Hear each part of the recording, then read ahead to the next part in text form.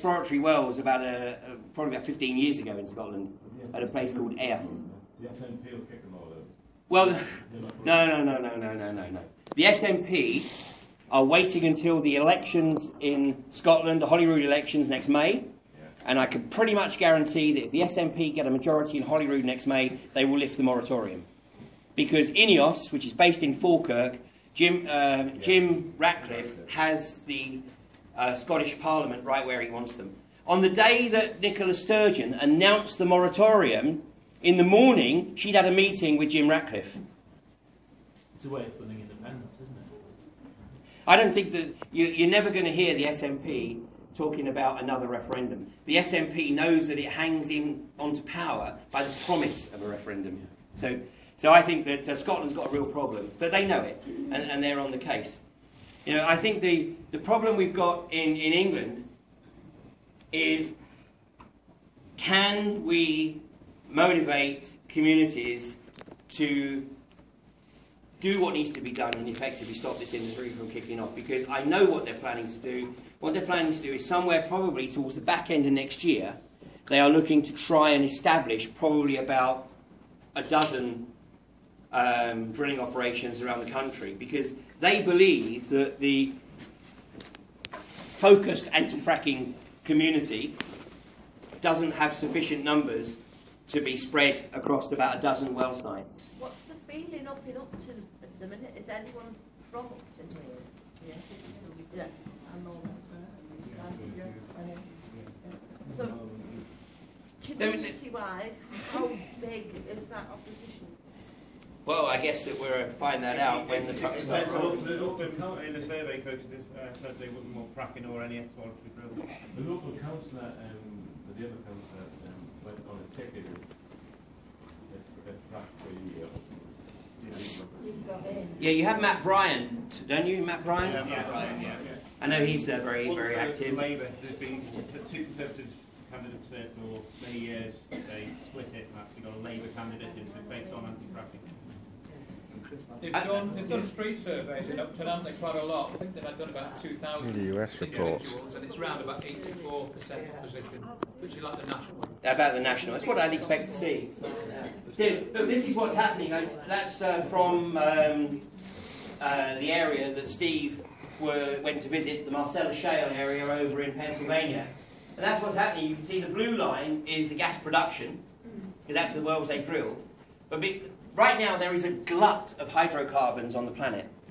There is enough oil and gas in storage at the moment, or in transit, so that if all production right across the world was shut down today, nobody would have to even think about cutting back on their usage for over a year. That's how much of a glut there is on the planet right now. And much of this has been caused, effectively, by the US looking to become a net exporter of hydrocarbons. So, you know, right across the whole of the US, all of these shale plays, right across, and they are, you know, they're large in area. They don't have the thickness that we have in the Boland Shale. They don't have 5,000 feet thick.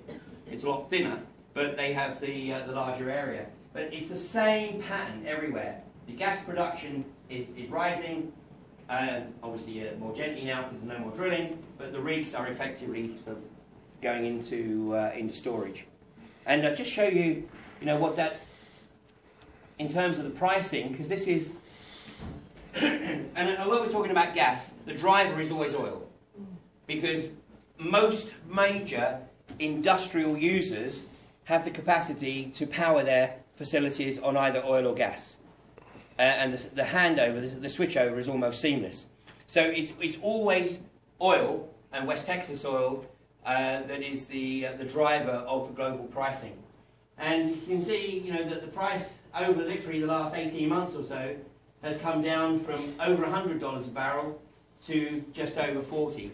And most commentators, like Goldman Sachs and you know, other economic pundits, actually believe that the likelihood of oil and gas, or oil, getting above $60 a barrel for the next decade is slim to none.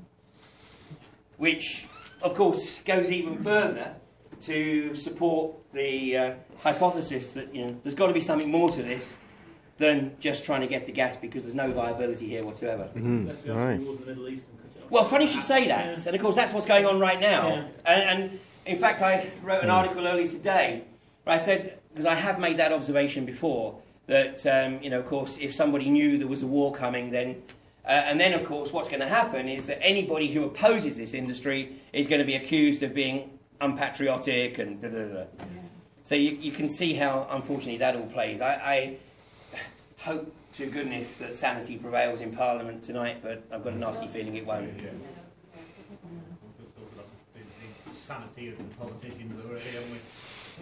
So any other questions? Colin? Yeah, we're talking a lot tonight about the disposal of nuclear waste. And funny enough, this afternoon I was just bouncing around on Facebook and the subject came up. I mean, somebody just got involved to ask them, and they're asking that very question. Well, hang on, this is not economically viable, so what's going on? And I said, well, there is this sort of seemingly hidden agenda, and it's not so hidden anymore, it's creeping forward.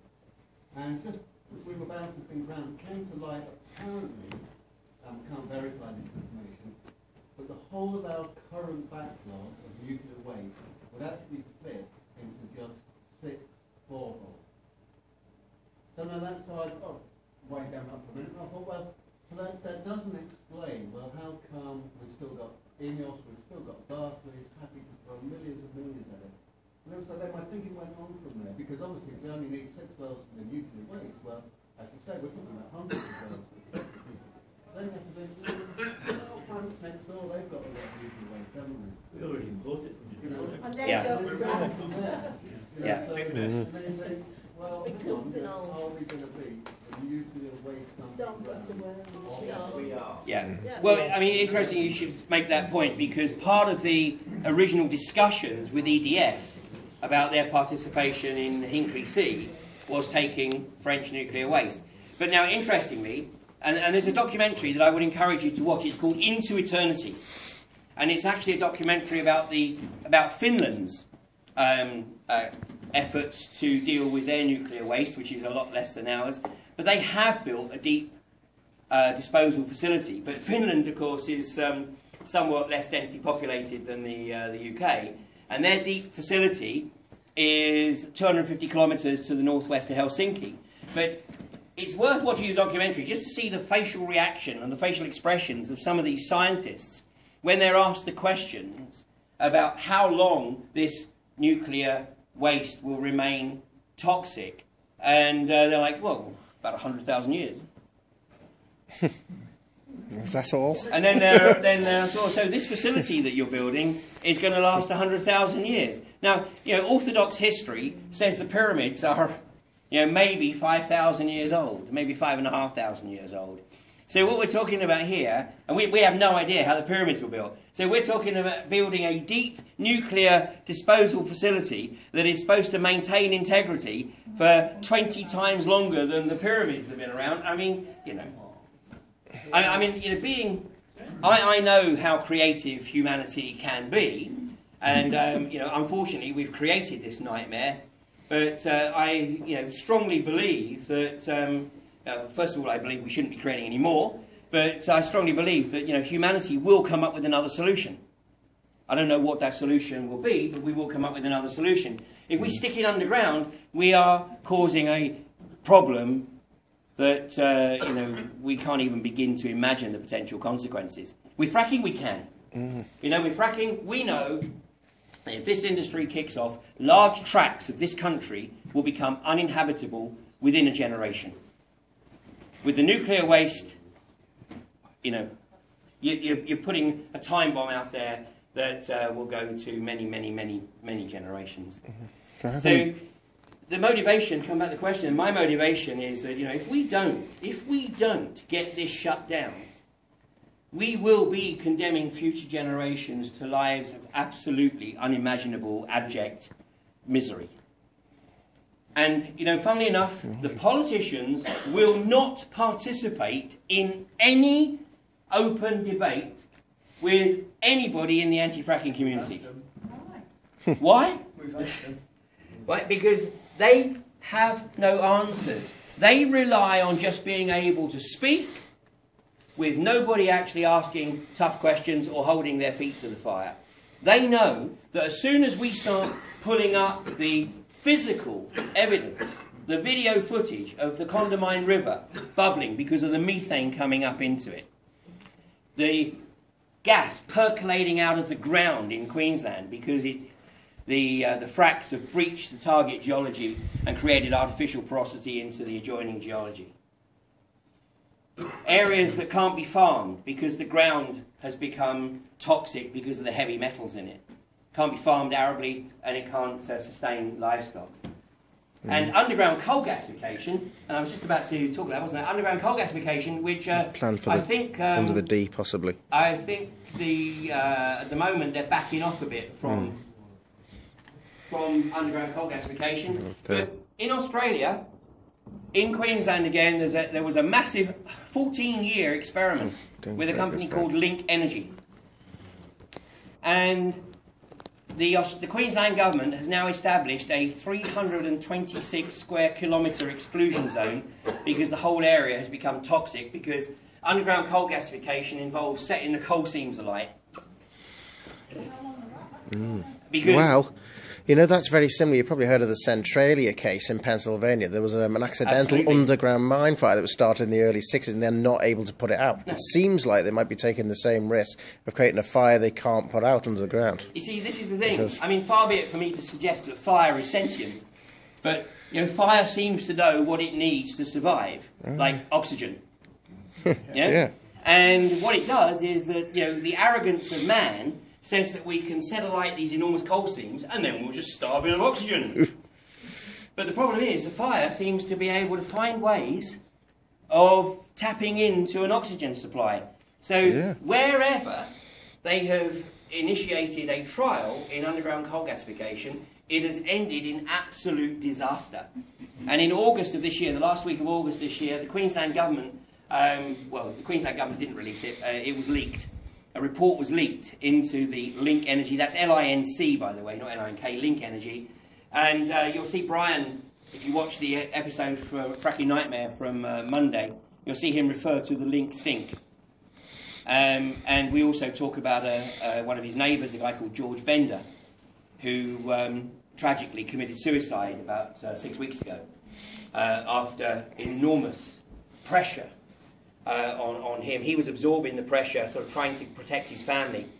But this was pressure not just from the unconventional gas industry, which is primarily QGC, which is a British company, it's BG Group, based in Reading. And they wouldn't behave like that here. Well, they might try. But of course, because Queensland is so thinly populated, then they get away with literally murder.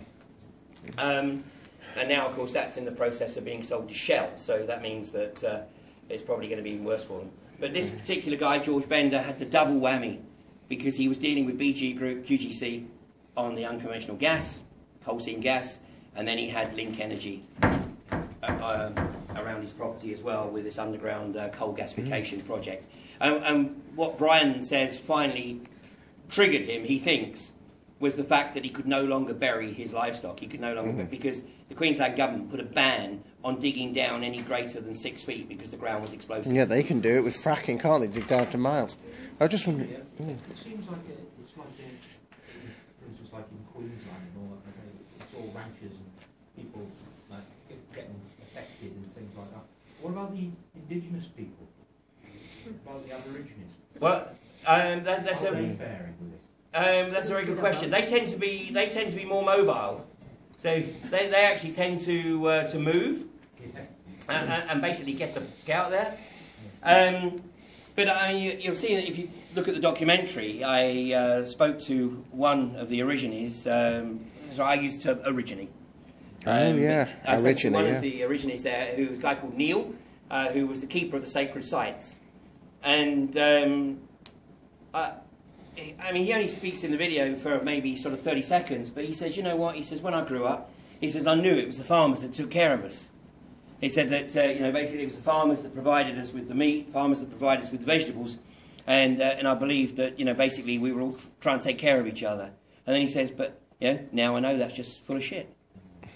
And BG Group, I mean, the reason I was speaking to him, because there is a clearly designated sacred site. And BG Group just came along and ripped all the... and just turned it into a well site. This is the attitude. You say what they do is That's they not automatically can move, but we can't. No. No. No, and that's why... I mean, That's you'll very see the similar to bandits in the ISIS's document, sites because I asked them in a Syria. question, why don't you move? And Amazingly. it's not that easy. You know, because everything you've got is invested in the property. And, you know, I said to Brian when I was out there, I said, you know, because he lives on the ranch with his son and his wife and their 5 grandkids. And I said, you know, in many respects, people would think, looking superficially, that you have an ideal lifestyle.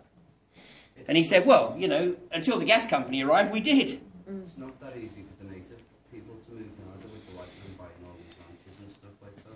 Well, I mean, there's another issue in Australia. They're actually trying to get the Aborigines to hand over their sovereignty to the state. I mean, yeah. How did it? How was it discovered that the possible plan for nuclear waste? So this is just out of the blue completely. The fracking's been talked about in the mainstream media. At least we know what fracking is. Where's this nuclear waste idea even come from, and how do you find out about it? On their white paper. So it is something that is published, something that you can find out about, absolutely. but not exactly you're shouted not about. Anything of it in the mainstream media. Yes. Because the mainstream media is controlled. Yeah. Whatever they want, and nobody, not your council, not your MP, has any right to tell them that they can't. The frightening thing I see, and it seems to be a prelude for the future, is kind of from what you said about the originals there having their rights taken away. But here, where we're having our rights taken away, is a slow erosion of civil liberties. Yes, absolutely. Absolutely correct. And in fact, I mean, it's a very interesting point you make, because Brian makes a point in the discussion on Monday, and he says that the gas companies now own 2% of southern Queensland. Because what's happened is that, you know, in the landowners have basically just in the end given up and sold out. And what they've done is they've taken, obviously, a fraction of the value of the property, but just enough to be able to get the hell out of the area. So, as Brian says, they've got 2% of southern Queensland. And if they just keep going, then eventually the corporations are making the land grab, yeah. And another political argument I've heard is that kind of like being, you know, like if we did this, we'd be energy independent. Probably like, you know, Okay, let me answer that. First of all, we get our gas from the European grid, right? So it's sold at the European grid price. I mean, even in the US right now, you know, the gas that's mined there, a lot of it is basically ready to be exported, because that's the bigger market for it. You know, that's why INEOS are building reception tanks at Falkirk, so ready for the imports before they start producing their own. So, you know, there's... So that's just a blind then. It, totally. And the next thing is, we don't get any of our gas from Russia. I mean, the number of times I hear that. Interestingly, Centrica actually have a contract that enables them to tap into Russian gas from a month ago. And that would be the first time, and I don't know that Centrica have taken up on that option, but that would be the first time that we've imported gas from Russia. Our gas either comes from our own domestic resources in the southern North Sea, or primarily from Norway, and then some from Western Europe. But and the rest, the balance, comes from Qatar. Ooh. Yeah. You know this legislation that they did for the nuclear waste? Yeah. If we had a change of government, that could be reversed, couldn't it? Well, you know, that's why I think you see so much in the media about Jeremy Corbyn will never become Prime Minister. I think they know damn well he's got a good chance. Right. Especially after, you know, a few more years of this government's agenda being exposed. Because, you know, it doesn't matter how you look at this agenda, does it? I mean, it's not in the best interest of the British people. Well, exactly, yeah. It's become a dictatorship. Yeah. Well, but this is... You've got the Sun, you've got the Telegraph, you've got the Daily Mail, putting off the Daily Mail. And the BBC.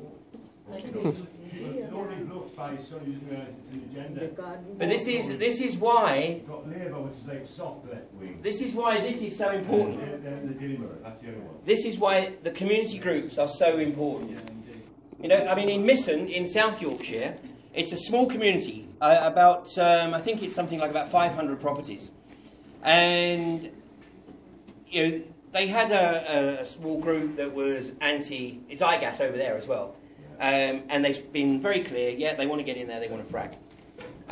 So Misson, they realised that they had 3 major issues that were impacting on the community. They had iGas wanting to get in and drill a fracked well. They had Sainsbury's, I think it was, wanting to build a out-of-town retail store between Misson and Bawtry. And then there was plans to build a big housing estate on the edge of the village. So they knew that everybody in the village would have a problem with at least one of those. So what they did was they set up the Misson Community Action Group. And it's become very, very powerful. So, you know, they're now fielding their own candidates in their own, you know, local elections. I mean, it's not necessarily, you know, the panacea, but it's a start. And if we can get communities to become active and start holding their elected representatives' feet to the fire, then we might actually start to make some progress. And failing that, if the elected representatives, you know, don't do what they should do, what the community wants them to do, then unfortunately all you are left with is civil disobedience. And I'm not here to tell you how to perpetrate civil disobedience. That's down to each and every individual to make their own call.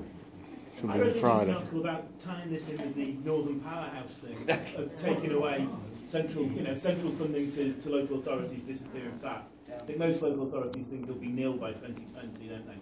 And, you know, so local business taxation. So this suddenly seems like a very fat cherry that comes along and funds that 10 years and underpins the whole thing. And it, you know, just a conspiracy from every angle, isn't it? But then again, if you have all those wells, you're going to be a northern powerhouse, aren't you? Well, you're going to be an uninhabitable northern powerhouse. There's a Uninhabitable. which is non-party political, and they take on big issues and everything. How do you think they... Okay, listen, NGOs can be supportive, but I think Friends of the Earth finally have understood their role. Because a couple of years ago, you know, Friends of the Earth were like, yes, this is an issue, we'll pick it up. And fortunately, we're like, no, we don't want anyone to be picking up an issue as an NGO. And then earlier this year, the new chief executive of Friends of the Earth actually held a press conference. And he made it very clear. He said, our role is changing. Our role is to support communities. And that's absolutely right. You know, so I take my hat off to Friends of the Earth because I think they've done a great job. Because what they've done is they've supported Lancashire, they've supported East Yorkshire, North Yorkshire. And basically they've said, how can we help? And that's exactly how it should function. 38 degrees, I'm sorry, but I'm going to tell you 38 degrees, as far as I'm concerned, is parasite. Because 38 degrees trawls email addresses and donations. It puts a little bit back into making some nice videos every now and again. But where it makes its money is selling the email addresses onto the corporations that it's trawled from its appeals. This country, unfortunately, is almost unique in the petition. And the petition is a black hole. Petition is a social safety valve. What it's set up to do is to give people the impression that by signing the petition or putting their name on a petition, that's it, they've done their bit, and now the elected representatives will do what they're supposed to do. No, they won't. The whole point of a petition is to try to make people politically inactive. Now, I'm not suggesting that petitions are a total waste of time, because if you're out in the street collecting signatures for your own purposes, then, you know, you get to talk to people as well. So it's how you use it. But people who sign up to these online petitions, like a Vars and 38 Degrees or 360, it's just a black hole. So, you know, it's look at the tools that are out there and work out how they can best be utilised for your community. But, you know, I can't stress enough, you know, ultimately, this comes down to each community. And each community deciding whether or not it's actually going to allow the trucks to roll in. And ultimately, unfortunately, from what I see right now, that is going to mean that there will have to be some element of civil disobedience. That doesn't mean to say you have to get arrested. You know, in East Yorkshire, where it's a very high level of retirees, And actually, a lot of them are quite wealthy retirees. It's a typical sort of Tory area, basically. And once the local community started